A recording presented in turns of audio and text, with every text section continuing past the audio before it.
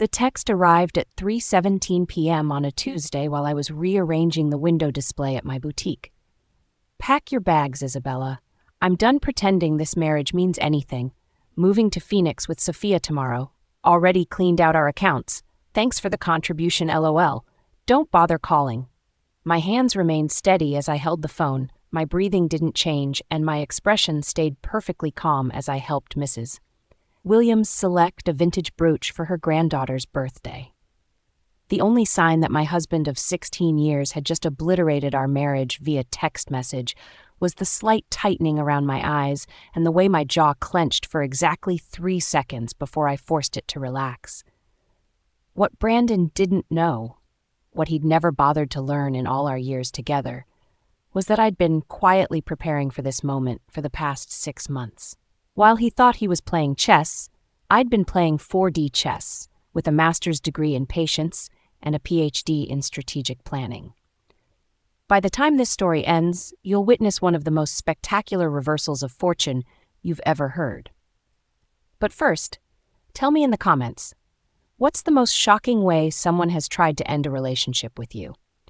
And if you want to hear how Isabella turned the tables on the man who thought he could destroy her, smash that subscribe button because this journey is about to get wild. My name is Isabella, and at 41, I had just received what might qualify as the most callous goodbye in the history of human relationships. But while Brandon was probably celebrating his grand exit with champagne and his 23-year-old girlfriend, I was methodically finishing my workday at Riverside's most exclusive boutique. The same boutique he'd spent years dismissing as my cute little hobby, while it quietly generated more revenue than his position as a senior marketing manager at a mid-tier advertising agency. The warning signs had been accumulating like storm clouds on the horizon for almost a year. It started with subtle changes. The way he'd suddenly developed an interest in fitness after 15 years of calling my gym membership vanity spending. The expensive cologne that appeared on his dresser, the way he'd started using hair product for the first time since college, and the designer jeans that were clearly too tight for his expanding midsection, but which he wore with the confidence of a man trying to recapture his youth. But the real red flags began waving 9 months ago when I noticed the pattern in his behavior. The mysterious phone calls he'd taken in the garage, claiming they were urgent work issues that somehow always occurred during dinner or our weekend time together. The way he'd guard his phone like a state secret, changing passwords and enabling face recognition for the first time in our entire relationship. Most telling of all were the credit card statements that showed charges at restaurants I'd never been to, always for 2 people, always during the hours he claimed to be working late at the office. The breaking point came 7 months ago when I was doing laundry and found a crumpled receipt in his jacket pocket.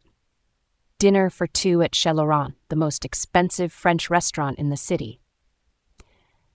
The date on the receipt was our wedding anniversary, the exact same night he'd claimed he had to work late on a crucial client presentation and couldn't celebrate with me.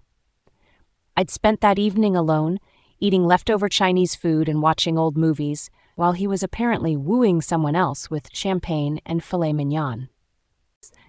That night, lying in bed next to my snoring husband, I made a decision that would ultimately save everything I'd worked for. I would start preparing for the worst while hoping for the best. The next morning, I drove to First National Bank across town, far from our usual bank, and opened a separate checking account in my name only. Over the following weeks, I quietly began transferring money from our joint savings account, moving it in amounts small enough to avoid detection but large enough to matter.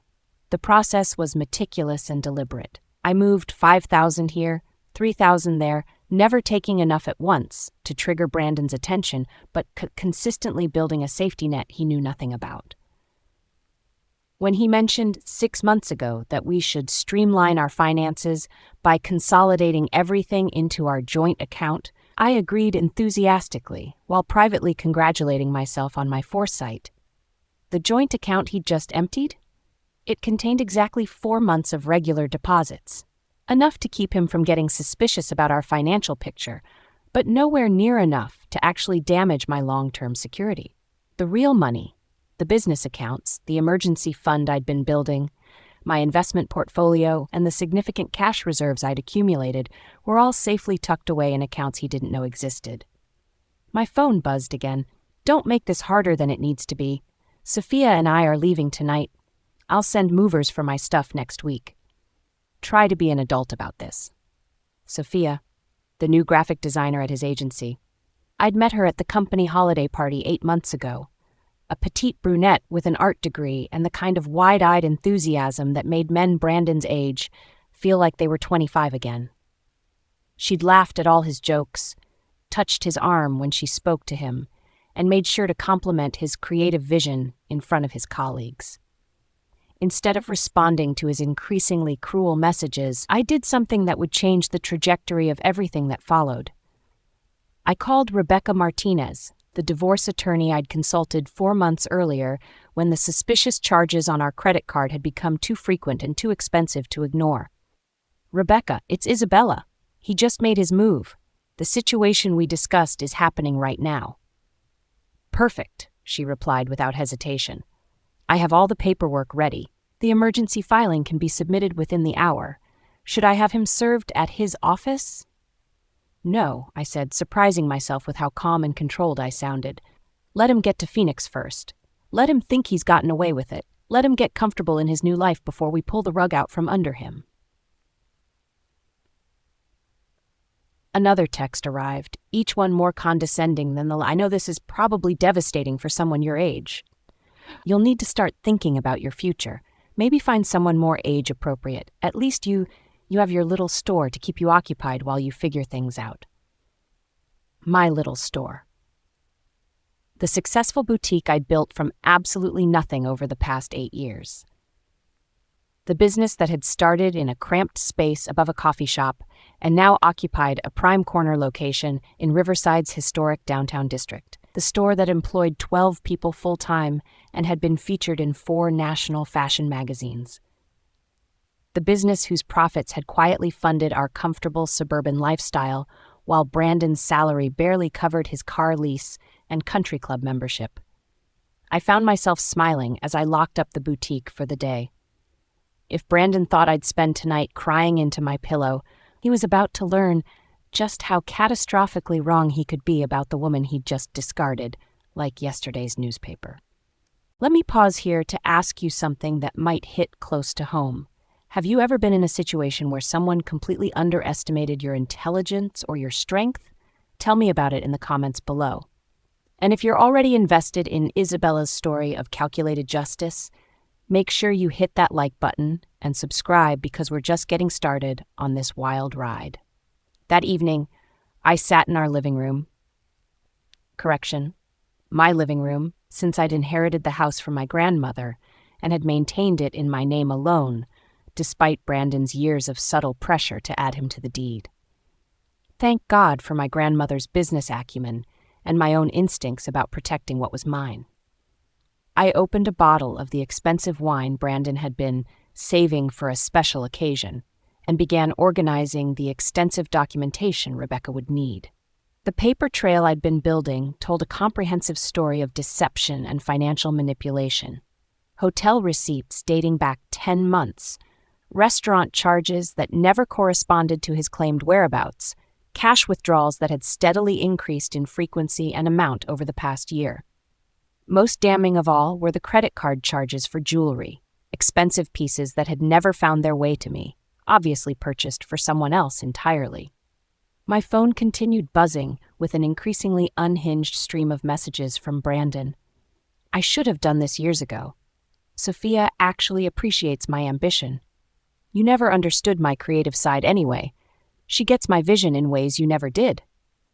I've been planning this exit strategy for months. You were just too self-absorbed to notice. Already told my family about the separation. They completely understand why I need someone who shares my energy level. Each message was another piece of evidence, another nail in the coffin of any sympathy he might have hoped to generate in divorce proceedings. Brandon had always been his own worst enemy when it came to impulse control, but tonight he was absolutely outdoing himself in terms of self-incrimination. The message that made me actually laugh out loud arrived at 11:45 p.m. By the way, I charged our Phoenix flights and hotel suite to the joint credit card. Consider it compensation for all the years I put up with your frigid personality. Don't worry about paying it back. I'm feeling generous, LOL. Perfect. Absolutely perfect. I immediately called the credit card company's 24-hour fraud hotline. I need to report unauthorized charges and remove an authorized user from my account immediately. Of course, ma'am. Can you identify the specific fraudulent charges? 2 first-class tickets to Phoenix booked this evening and charges at the Desert Sky Resort, totaling over $3,000. I also need to remove my husband as an authorized user.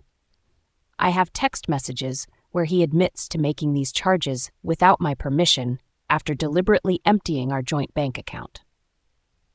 The customer service representative's professional demeanor couldn't quite hide her satisfaction as she processed the fraud report and removed Brandon's access to the account.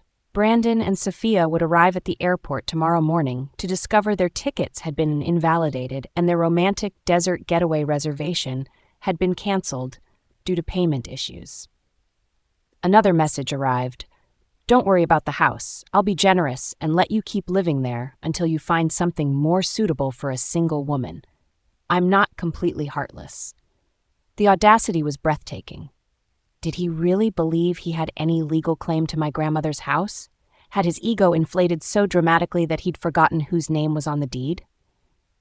The next message was even more delusional.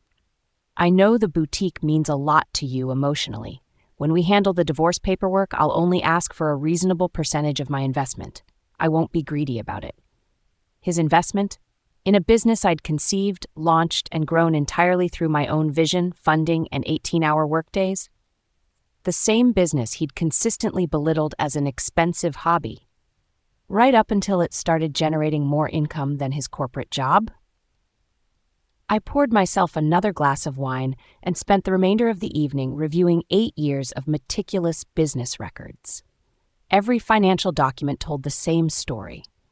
Not a single dollar of Brandon's money had ever gone into the boutique.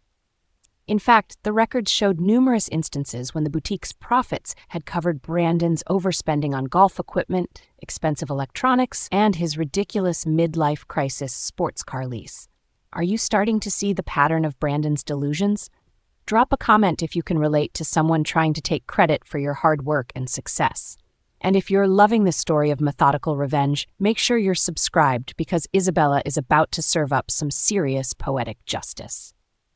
Friday morning delivered a symphony of increasingly frantic and angry messages from Brandon. What the hell did you do to our credit card? The airline says our tickets are invalid. The hotel canceled our suite reservation. This is exactly the kind of vindictive, manipulative behavior I expected from you. Answer your damn phone. You're being completely childish about this. Sophia thinks you're psychotic. We're stuck at some budget motel because of your spite. I silenced my phone and focused entirely on my work. Friday was consistently our busiest day of the week, and I had a trunk show featuring an up-and-coming designer's spring collection to prepare for. Life continues moving forward even when your husband of 16 years abandons you for someone young enough to be his daughter. Around noon, Brandon's mother called with her characteristic blend of concern and barely concealed judgment. Isabella, dear, Brandon told the whole family about your separation. He says you've been emotionally distant and controlling for months. He mentioned that you're causing problems with his travel arrangements out of spite. I put her on speaker while I helped a longtime customer select accessories for her daughter's wedding. Margaret, did Brandon mention that he emptied our joint bank account without warning and used our shared credit card to book a romantic vacation with his girlfriend? Extended silence. Then, well, he indicated that you'd pushed him to desperate measures. He said you'd been cold and unsupportive of his personal growth. Margaret, I have all of his text messages saved. Would you like me to read you the one where he bragged about taking our money? Or perhaps the one where he mocked my age and called my successful business a little store? Another uncomfortable pause. Those do sound rather harsh. I did tell him that sending a breakup text was inappropriate and cruel. I've always had tremendous respect for you, Margaret, but my attorney has strongly advised minimal contact with Brandon's family during the divorce proceedings. I think it's best if we end this conversation. Divorce proceedings? You're moving that quickly? Goodbye, Margaret. Take care of yourself. By mid-afternoon, Brandon's sister Natalie was working the phones with mutual friends and family members, spreading the official family narrative of events. According to her version, Brandon had been suffocating in a passionless marriage, and I was being vindictive and controlling about his attempts to reclaim his happiness and vitality. What none of them knew was that Sophia had been documenting their entire relationship across multiple social media platforms. Her Instagram account was an absolute goldmine of evidence. Photos of expensive dinners, screenshots of romantic text exchanges, and detailed posts about her secret relationship with a married man. She'd even posted about their planned Arizona getaway, complete with specifics about the luxury hotel Brandon had booked using our joint credit card. Rebecca called with a comprehensive update. The emergency hearing is scheduled for Monday morning. Given his written admission of emptying the joint account and the documented credit card fraud, we're in an exceptionally strong position to freeze all his remaining assets. Has he been served with papers yet? Not yet. He's apparently stuck at some roadside motel near the airport. His personal credit cards are maxed out from months of financing his double life. Excellent. His girlfriend's social media pressing us with incredible evidence, too. She's been posting about their adventure constantly, including some particularly unflattering comments about you that won't play well in front of a judge. That evening brought Brandon's final attempt at intimidation before the legal system intervened. You think you're so clever, but I photographed all your business financial records months ago. I know exactly how much money you've been hiding from me. Half of everything you've built legally belongs to me. You can't shut me out of what we created together. I immediately forwarded the message to Rebecca, adding it to our growing digital evidence file. Let Brandon learn the hard way about separate business entities, individual property rights, and the critical importance of maintaining detailed financial records.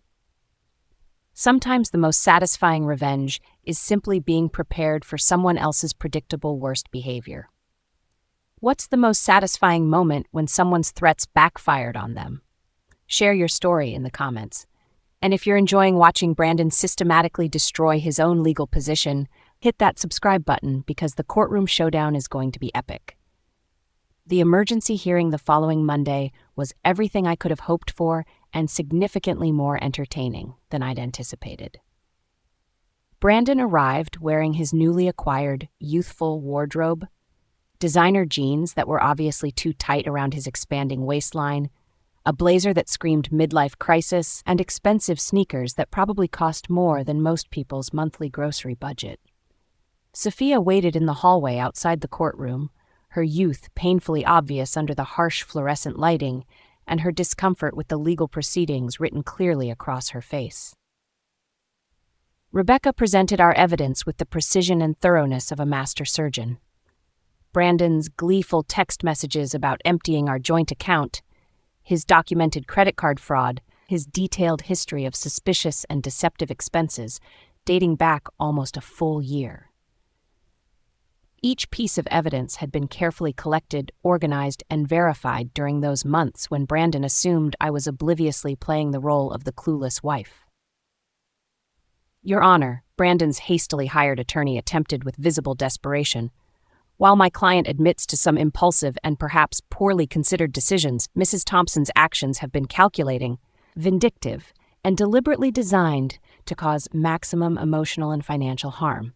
She systematically sabotaged his travel arrangements and froze financial accounts without any prior warning or discussion. Calculating? Rebecca responded with smooth confidence. Your Honor, my client demonstrated prudent financial management when she discovered clear evidence of her husband's deceptive behavior. She protected her separate assets and maintained comprehensive records when confronted with suspicious activity. That's not vindictive. That's exactly what any reasonable person would do when faced with a spouse who was clearly planning to abandon the marriage. The judge, a sharp-eyed woman in her late 50s with obvious experience dealing with similar cases, carefully reviewed my extensive documentation. The separate property deed to the house that had been in my name for our entire marriage, the boutique's comprehensive incorporation papers showing my sole ownership, the meticulous separation of business and personal finances that Brandon had consistently criticized as obsessive and untrusting. "Mr. Thompson," the judge addressed Brandon directly, her tone indicating she'd already reached her preliminary conclusions. "You have admitted via text message to deliberately emptying a joint marital account and using shared credit cards to fund a romantic vacation with your girlfriend. Do you deny these actions?" Brandon shifted uncomfortably in his too tight jeans, his face reddening as he realized how his impulsive messages had trapped him. "Your Honor, I was simply trying to make a clean break from a marriage that had become emotionally toxic. I felt I deserved some compensation for years of emotional neglect." "By committing textbook financial fraud?" The judge raised an eyebrow with obvious skepticism. "And now you're claiming legal rights to property that extensive documentation clearly shows belongs separately to your wife?" "The business expanded significantly during our marriage." Brandon's lawyer tried desperately. "My client provided emotional support, creative input, and—" "The business was established before the marriage," Rebecca interrupted smoothly, "and Mrs. Thompson maintained strict separation of business and personal finances throughout their entire relationship. We have documentation proving every single penny invested and earned came from her individual efforts and resources." I watched Brandon's face as the reality of his situation began to sink in completely. This wasn't going to be the easy financial victory he'd obviously envisioned. He couldn't simply empty our accounts, abandon me for his girlfriend, and then claim half of everything I'd built through my own intelligence. The careful separation of assets he'd always mocked as paranoid and controlling was about to save my entire future. "The court finds more than sufficient evidence of deliberate financial misconduct," the judge announced with finality.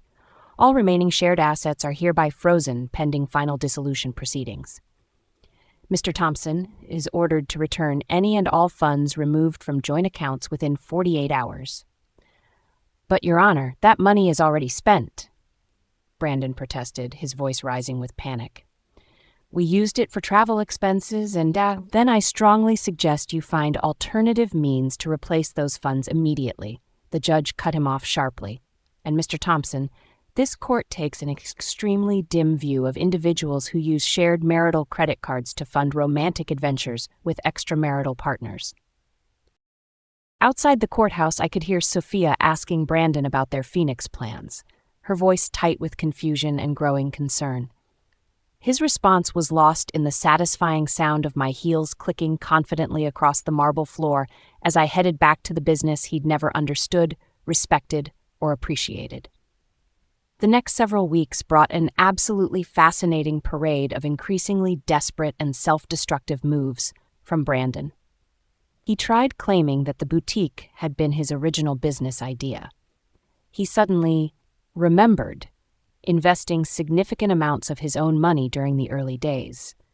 He even went so far as to suggest that he'd been my unacknowledged business partner throughout our entire marriage. Every single claim was immediately disproven by my 8 years of comprehensive documentation, meticulous records that showed exactly where every dollar had originated and how it had been spent. "He's becoming genuinely desperate," Rebecca observed during one of our weekly strategy meetings. "His girlfriend's social media shows they're now staying at her studio apartment. Apparently, sustaining a lifestyle on a graphic designer's entry-level salary isn't quite the glamorous adventure he'd imagined." Brandon's family began reaching out with markedly different attitudes than their initial accusations and blame. "We honestly had no idea what was really happening," his sister Natalie admitted during an awkward phone call. "Brandon told us you'd been emotionally withdrawn and controlling, that you'd driven him to seek happiness elsewhere. But after seeing some of his actual text messages, the way he bragged about taking your money and mocked your age, that's not the brother we thought we knew." His mother called again, this time with tears in her voice. "Isabella, the things he said about you getting older, about replacing you with someone younger and more exciting, I raised him to treat women with respect and dignity. I don't understand what happened to the man I thought I'd raised. I allowed their calls to go to voicemail more often than not. Their belated support might have meant something meaningful weeks earlier, but now it felt like classic fair-weather family behavior. Quick to judge based on one-sided stories, equally quick to distance themselves when the truth became inconvenient.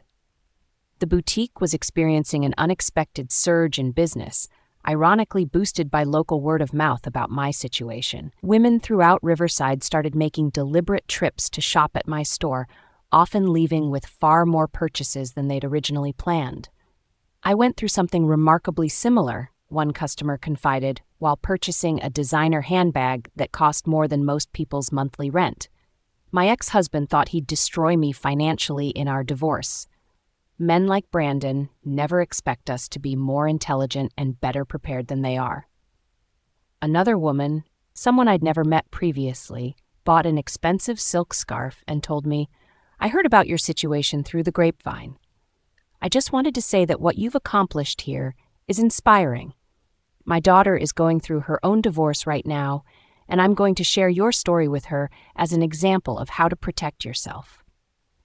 My phone continued buzzing sporadically with messages from Brandon, his emotional tone swinging wildly between fury and desperate manipulation. "You've completely destroyed everything I worked for. I never intended to hurt you. This got out of hand. You'll regret being so vindictive when you're alone at 50. Can't we find some reasonable middle ground for the sake of our shared history?" I forwarded every single message to Rebecca without bothering to respond. Each angry text, each attempt at emotional manipulation, each threat about claiming his rightful share of my business success, all of it went directly into the comprehensive evidence file that would ultimately determine our final settlement terms. Through mutual acquaintances, I learned that Sophia was developing serious second thoughts about her relationship with Brandon. Apparently, sharing her tiny studio apartment with a bitter, financially desperate middle-aged man wasn't matching her Instagram-worthy fantasies of romance and adventure.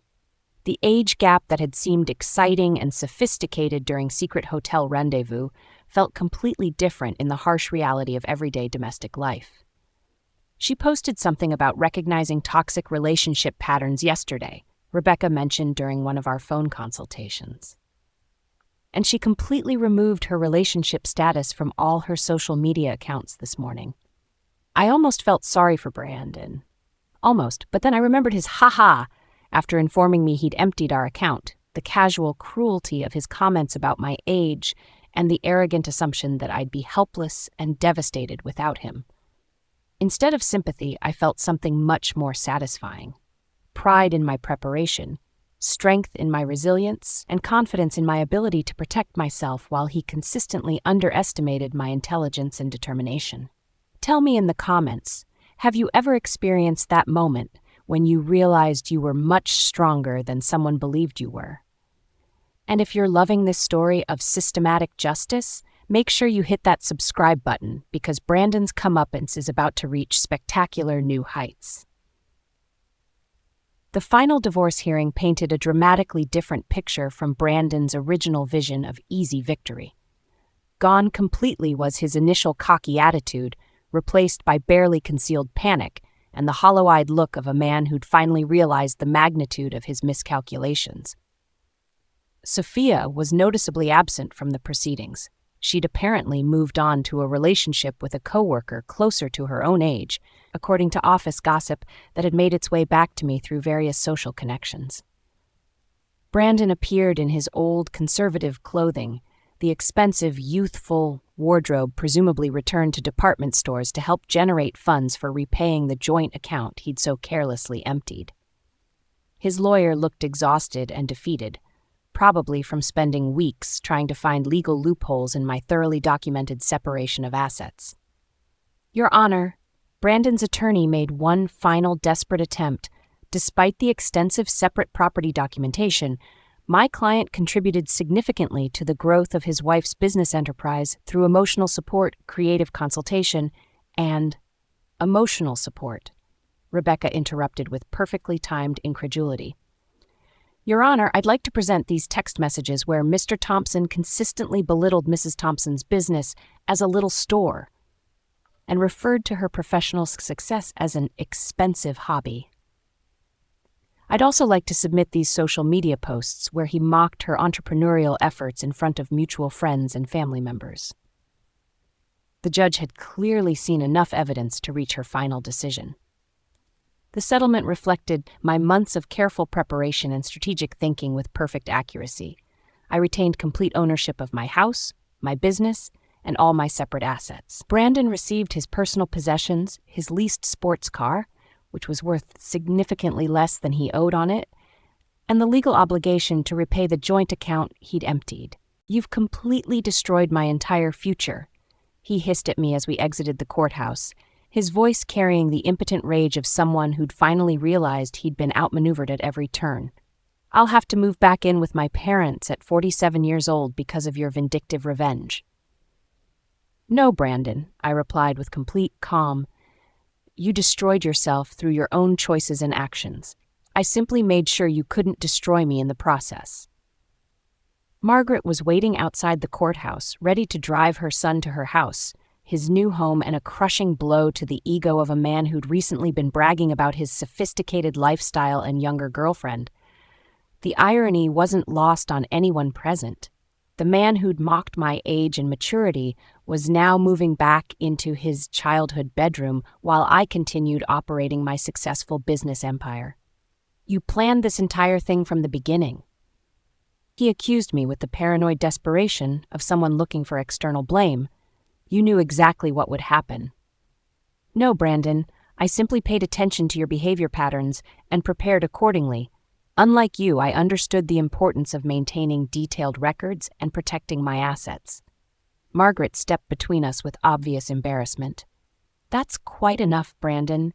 You've humiliated yourself and this family enough for one lifetime."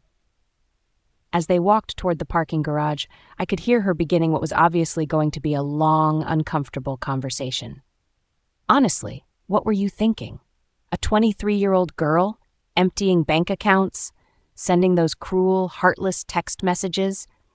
I didn't raise you to treat women with such disrespect and callousness." I watched them disappear into the afternoon crowd, feeling nothing but profound relief and satisfaction. Brandon had assumed he was writing the final chapter of our story with that devastating text message. Instead, he'd simply provided the opening scene for the next phase of my life, one where I was completely free to build something extraordinary without his constant criticism and undermining. My phone buzzed with notifications, not angry messages from Brandon this time, but alerts from my boutique's website showing a surge in online orders.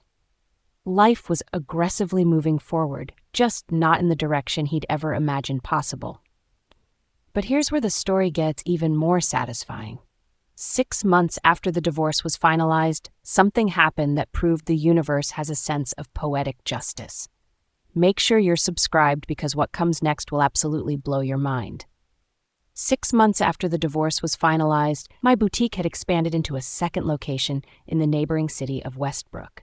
The delicious irony wasn't lost on me. While Brandon struggled to rebuild his shattered reputation and non-existent finances, the little store he'd consistently dismissed was experiencing unprecedented growth and success. I'd hired 15 new employees across both locations and launched a comprehensive online store that was rapidly gaining national attention. Fashion bloggers were featuring my curated collections, style influencers were promoting my brand on social media, and I'd been invited to speak at women's entrepreneurship conferences across the region. The business that Brandon had viewed as a threat to his ego and a drain on our resources was now my pathway to complete financial independence. Regular updates about Brandon's deteriorating situation continued filtering back through our extended social network. He'd attempted to rebuild his dating life through various online platforms, but women his own age showed no interest in a middle-aged man living with his parents after a spectacular divorce. Younger women, having been warned about his history through Sophia's extensive social media documentation, avoided him entirely. His professional reputation had suffered catastrophic damage as well. The advertising agency's human resources department had conducted a thorough investigation into his inappropriate relationship with a subordinate employee, resulting in a formal written reprimand, mandatory professional conduct training, and his removal from several high-profile client accounts. The promotion he'd been expecting was awarded to someone else, specifically someone who didn't have a documented history of workplace relationship violations. He actually tried claiming age discrimination when he was passed over for the promotion. His sister Natalie told me during an unexpected visit to my original boutique location. He said the company was punishing him for his lifestyle choices and personal relationships. HR just added that complaint to his already substantial disciplinary file. I was genuinely surprised to see Natalie in my store, but her presence spoke volumes about how thoroughly Brandon had managed to alienate his own family members. "I know our family didn't support you initially," she admitted while examining a beautiful silk scarf. "Brandon presented himself as the victim so convincingly, painted you as cold and controlling. But watching how he's handled everything since the divorce, seeing his true character, I'm honestly ashamed that we believed his version of events." Rebecca continued providing me with updates on Brandon's pathetic attempts to challenge various aspects of our divorce settlement. Each petition was promptly dismissed by the court, his claims of unfair asset distribution systematically rejected based on the overwhelming evidence of his own documented behavior. He actually submitted a formal request claiming that his text message about emptying the account was obviously a joke taken out of context, she informed me while barely containing her laughter. The judge asked him to explain how "ha-ha" made financial theft less legally problematic. The boutique's remarkable success was generating unexpected opportunities and recognition throughout the local business community. Regional magazines wanted to feature my story, not as a bitter divorce tale, but as an inspiring example of a savvy businesswoman who'd successfully protected her interests during a challenging personal crisis. Young female entrepreneurs regularly sought my advice about maintaining financial independence and protecting their business assets. "The most important lesson I can share," I told one young woman who reminded me somewhat of Sophia, "is that preparation and documentation are your best protection. Always trust your instincts, even when people close to you dismiss your concerns as paranoia or overthinking." Margaret called me occasionally, usually after Brandon had done something particularly self-destructive or embarrassing. He'd attempted day trading with money borrowed from his parents, hoping to generate quick profits that would restore his previous lifestyle. He'd gotten involved with a multi-level marketing scheme that promised passive income streams and financial freedom. Each desperate attempt to recover his lost status just pushed him deeper into debt and humiliation. "I honestly don't know where his father and I went wrong," she confided during one particularly difficult conversation.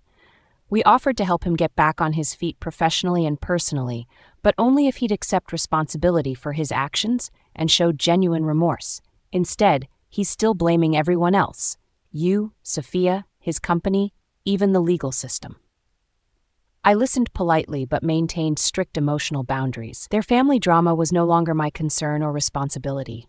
My life had moved decisively forward, filled with business expansion plans, new opportunities, and possibilities I'd never imagined during my marriage to Brandon.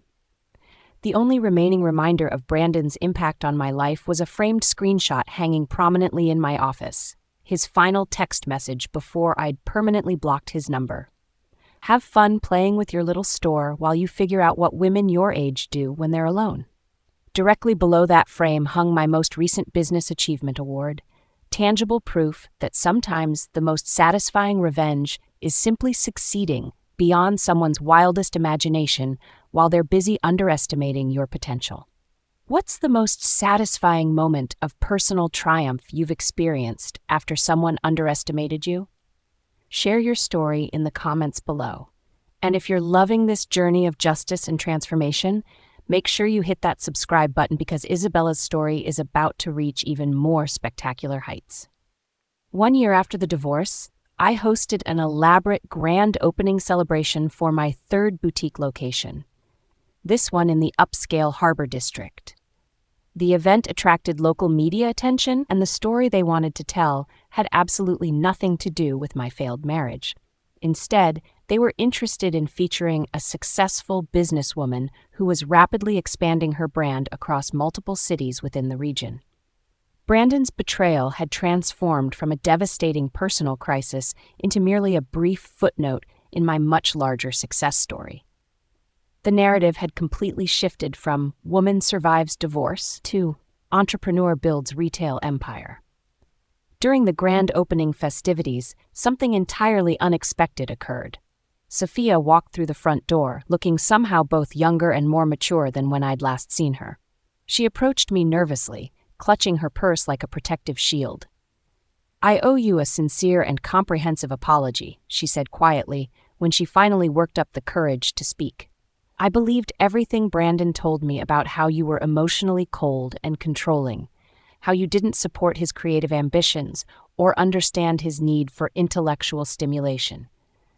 Then I spent 3 weeks living with him and experienced firsthand how he uses the same manipulation tactics when things don't go his way." I continued arranging a display of designer sunglasses, allowing her words to hang in the air between us. "Those weren't his dreams or ambitions, Sophia. They were elaborate escape fantasies designed to avoid taking responsibility for his own choices." "I understand that now," she said, her voice barely above a whisper. "After you canceled the credit cards and he couldn't afford our Arizona trip, he expected me to cover all our expenses.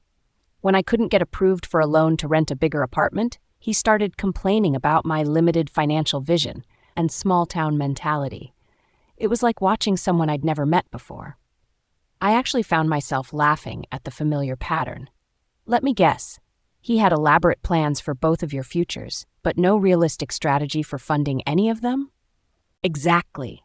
Everything was always going to work out perfectly once his freelance projects started paying better, once his investment portfolio recovered, once his innovative business ideas attracted investors.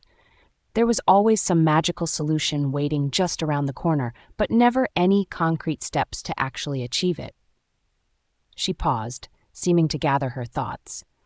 "I'm in a relationship with someone my own age now. We both have student loans and live in a modest apartment, but at least we're building something real together, based on honest effort rather than fantasies." After Sophia left, my assistant manager Carmen whispered, "Was that the girlfriend who caused all the drama?" "No," I replied, watching Sophia disappear into the evening crowd. "That was just another woman who learned the same painful lesson I did about the difference between genuine ambition and elaborate self-deception." The boutique had evolved into something far more significant than just a retail business. It had become a symbol of independence, resilience, and the transformative power of strategic preparation. Young women frequently sought my mentorship, and I consistently emphasized the critical importance of maintaining their own financial identity, regardless of how deeply they might love their partners. Margaret called me one final time, not to discuss Brandon's latest failures, but to express her gratitude for an unexpected lesson. "You taught our entire family something crucial about the difference between supporting someone and enabling their destructive behavior," she said. "Brandon is still living at home, still blaming everyone else for his problems, still refusing to accept responsibility for his choices.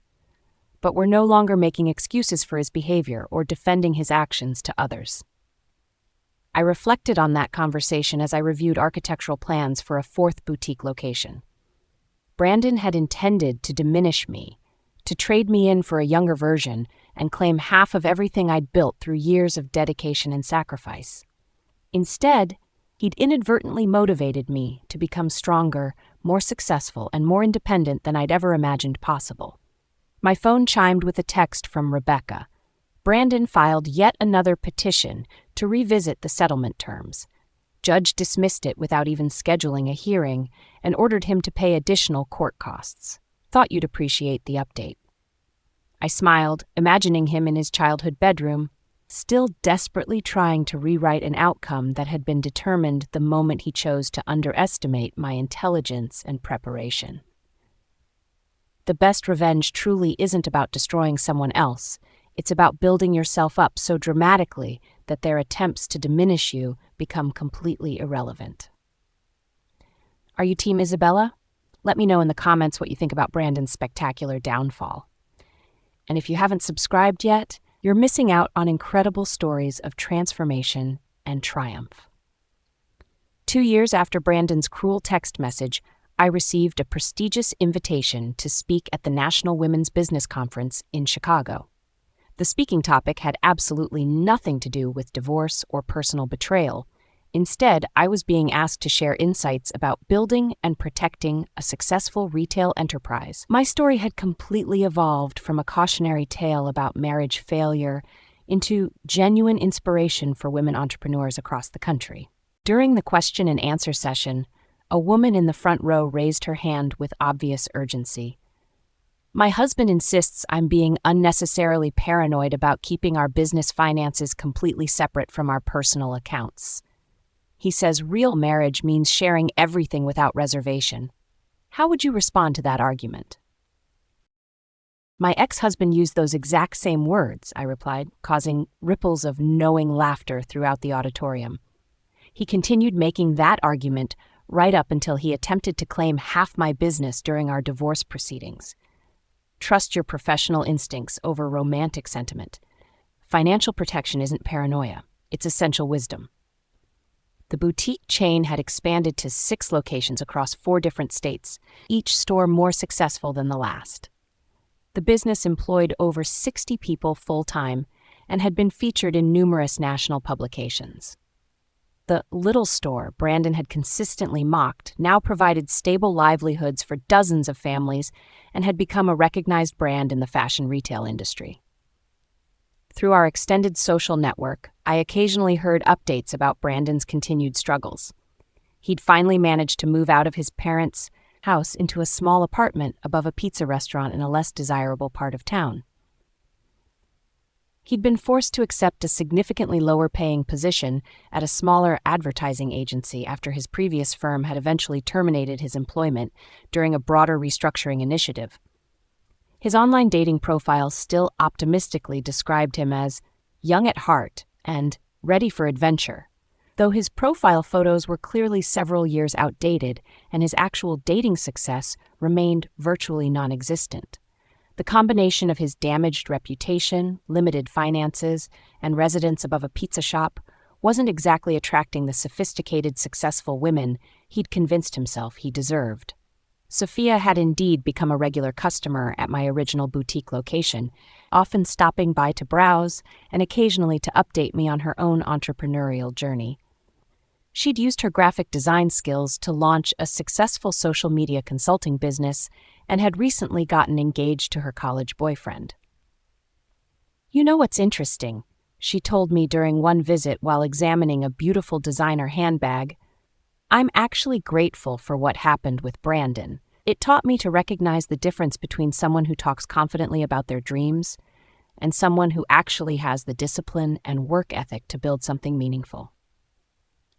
I maintained Brandon's original text message framed in my office, not as a reminder of past pain, but as tangible proof of personal transformation.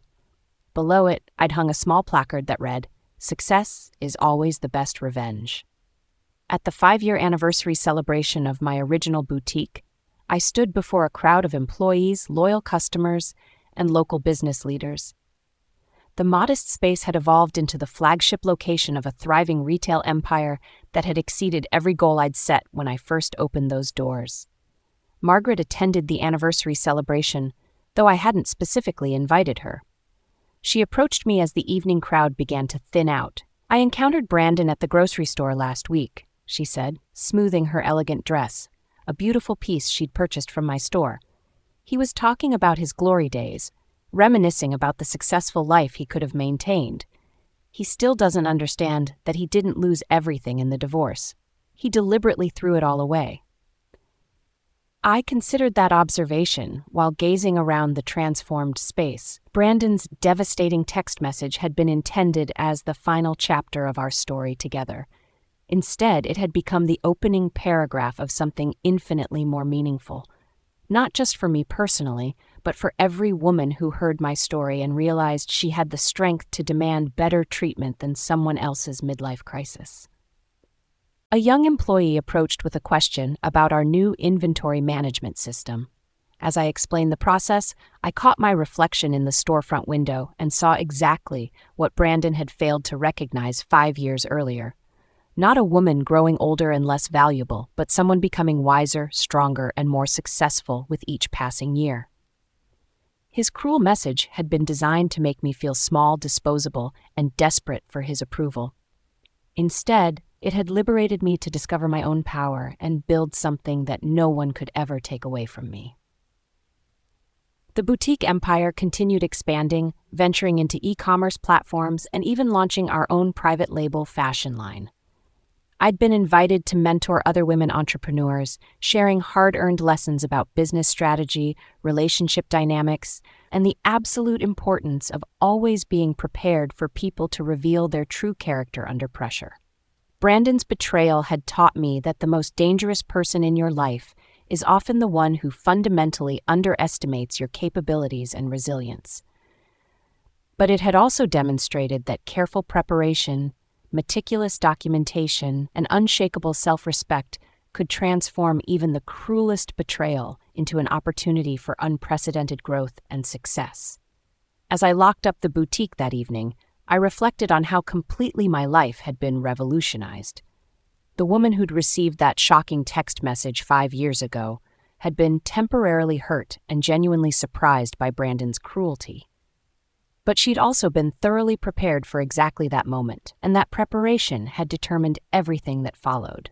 My phone buzzed with a business notification, not from Brandon, who'd been permanently blocked years ago, but from my company's financial management app showing another record-breaking sales day.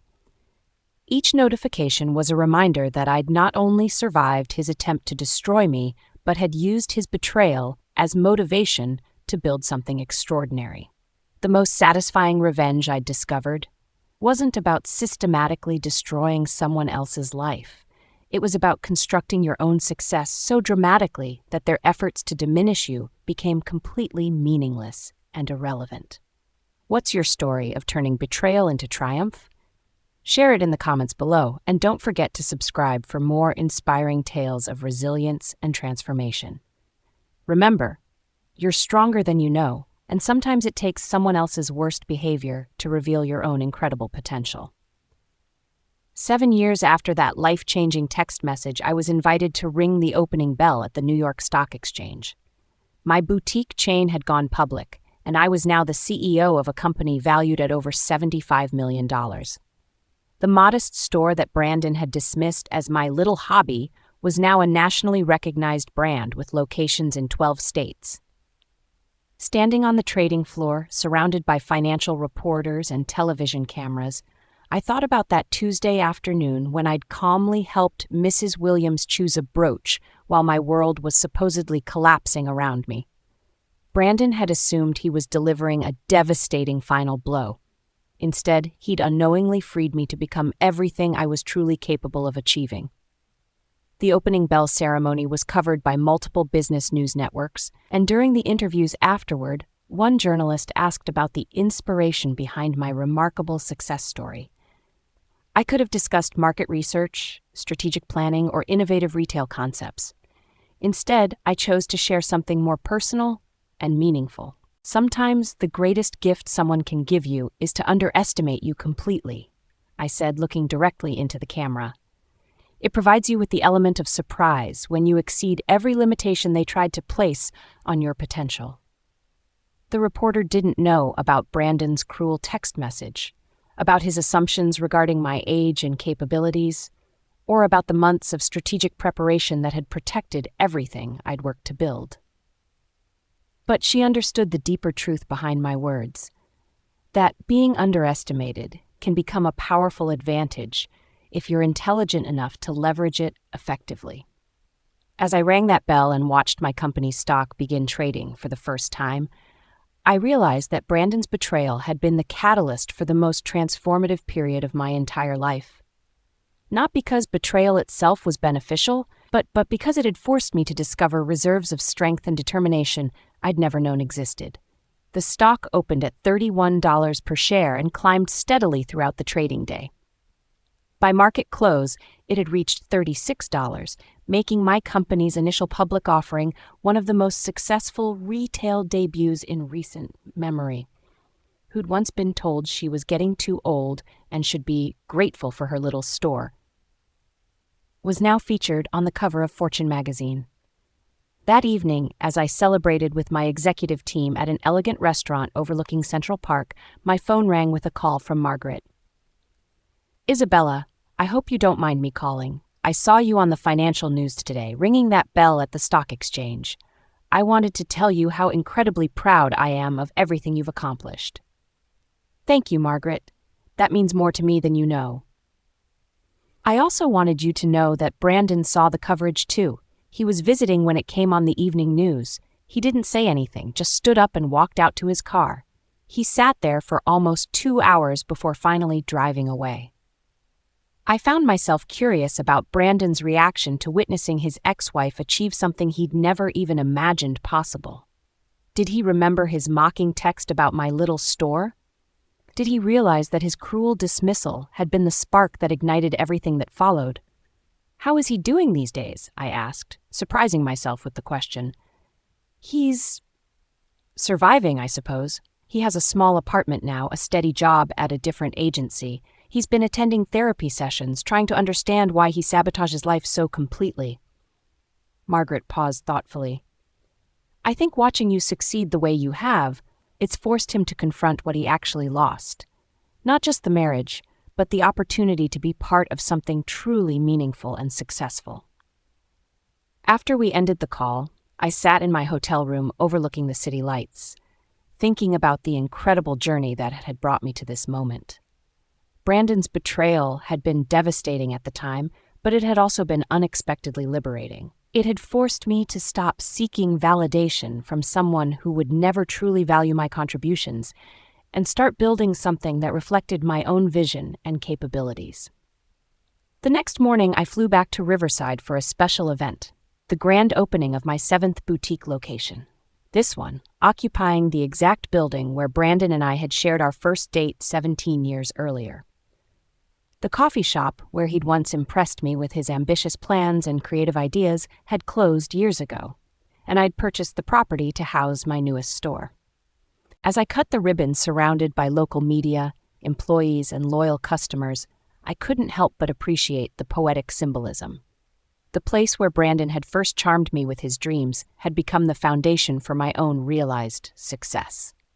Sophia attended the opening ceremony, now a successful entrepreneur in her own right. She'd built her social media consulting firm into a thriving agency and had recently married her college sweetheart. "You know," she told me as we watched the crowd browse through the new collections, "in a strange way, I'm grateful for what happened with Brandon. It taught me the difference between someone who talks about building dreams and someone who actually has the discipline to make them reality." The boutique's success had generated positive ripple effects throughout the entire Riverside community. My employees had gained valuable experience that many had used to launch their own businesses, and the downtown district had experienced significant economic revitalization, partly due to the foot traffic my stores attracted. That evening, I hosted a private dinner for my key managers and their families. These were the people who'd helped me transform a single boutique into a retail empire. As I looked around the table, I realized that Brandon's abandonment had led me to discover my true family, individuals who valued loyalty, hard work, and mutual respect above all else. My senior manager, Carmen, raised her glass for a toast. "To Isabella, who taught us that the most powerful response to someone trying to diminish you is to grow beyond their wildest imagination." As everyone joined the toast, I reflected on the woman I'd been 7 years ago, standing in her boutique reading a devastating text message. She'd been hurt, shocked, and temporarily shaken by Brandon's cruelty. But she'd also been thoroughly prepared for that exact moment, and that preparation had changed absolutely everything. Later that night, alone in my office at the original boutique, I finally removed the framed text message that had motivated me for so many years. It no longer served as inspiration. I'd moved far beyond needing reminders of Brandon's limitations and assumptions. Instead, I replaced it with a photograph from the stock exchange, showing me ringing the opening bell with a smile that radiated genuine fulfillment and success. The following morning brought an unexpected encounter. I was reviewing inventory reports when I noticed someone standing outside the boutique, looking through the window with an expression of complete bewilderment. It was Brandon, obviously older and wearing clothes that suggested his financial circumstances remained quite modest. When he saw me notice him, he raised his hand in a hesitant wave. I could have ignored him, could have called security, could have let him stand there indefinitely. Instead, I made a decision that surprised even me. I unlocked the door and stepped outside to face him directly. "Hello, Brandon." "Isabella." His voice carried a weight of regret that hadn't been there 7 years earlier. "I saw you on the news yesterday, the stock exchange. I needed to say something." "Go ahead." He struggled visibly with the words. "I was wrong about everything. About you, about what you were capable of achieving, about what actually mattered in life. I destroyed the best thing that ever happened to me because I was too selfish and insecure to appreciate what I had." I studied his face, searching for signs of the manipulation tactics he'd once used so effectively, but all I saw was genuine remorse and the hollow expression of a man who'd finally understood the magnitude of his mistakes. "I'm not seeking forgiveness," he continued. "I know I don't deserve that. I just wanted you to know that I understand now. You didn't need me to succeed. You succeeded despite me, despite my constant criticism and lack of support." "You're absolutely right," I said without hesitation. "I did succeed despite you." He nodded, accepting the finality in my tone. "I'm glad you found happiness. Really, you deserve everything you've achieved and more." As he turned to walk away, disappearing into the morning crowd of shoppers and commuters, I felt something I hadn't anticipated: complete closure. Not forgiveness or reconciliation, but the quiet satisfaction that comes from knowing you've risen so far above someone's worst expectations that their opinion no longer holds any power over your life. The boutique opened for business as usual that morning, filled with customers who viewed it as much more than just a retail store. It had become a symbol of what was possible when someone refused to be defined by another person's limitations and instead chose to build something extraordinary from the ashes of betrayal. My phone buzzed with a text from Rebecca, who'd remained a close friend long after our professional relationship had ended. "Saw the news coverage of your store opening. You've come so far from that frightened woman who called me 7 years ago asking for help." I smiled, remembering that desperate phone call when I'd whispered, "It's time." I'd thought I was simply preparing for a divorce. I'd actually been preparing for the most successful and fulfilling period of my entire life. As the day progressed and customers filled the boutique, I realized that Brandon's cruel text message had been the catalyst for something far more significant than personal revenge. It had become the foundation for a story of transformation that had inspired countless women to protect their own interests, trust their instincts, and never settle for less than they deserved. The boutique empire continued expanding, now including international locations and online sales that reached customers worldwide. I'd established a foundation that provided microloans to women starting their own businesses, turning my personal experience into a resource for others facing similar challenges. Brandon's betrayal had taught me that the most dangerous person in your life is often the one who consistently underestimates your potential and resilience. But it had also revealed that careful preparation, unwavering self-respect, and strategic patience could transform even the cruelest betrayal into an opportunity for unprecedented growth and success. 10 years after that devastating text message, I was invited to deliver the keynote address at Harvard Business School's annual entrepreneurship conference. The topic wasn't divorce or personal betrayal. It was about building sustainable businesses that could weather any storm. My story had evolved from a cautionary tale about marriage failure into a masterclass in strategic business development and personal resilience. Standing before an audience of future business leaders, I shared the most important lesson I'd learned from my journey. The best revenge isn't about destroying someone else's life. It's about building your own success so dramatically that their attempts to diminish you become completely irrelevant. In the audience, I noticed several young women taking notes with particular intensity. After the presentation, one of them approached me with tears in her eyes. "My boyfriend keeps telling me I should give up my business plans and focus on supporting his career instead. After hearing your story, I realize I need to trust my own instincts and protect what I'm building." That conversation reminded me why sharing my experience had become so important.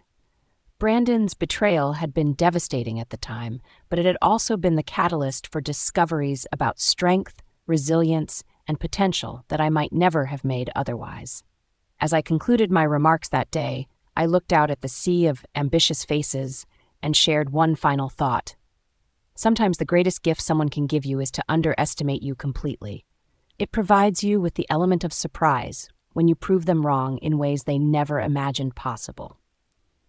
The applause was thunderous, but more importantly, I could see in their eyes the same determination that had carried me through my darkest moments and into the light of unprecedented success.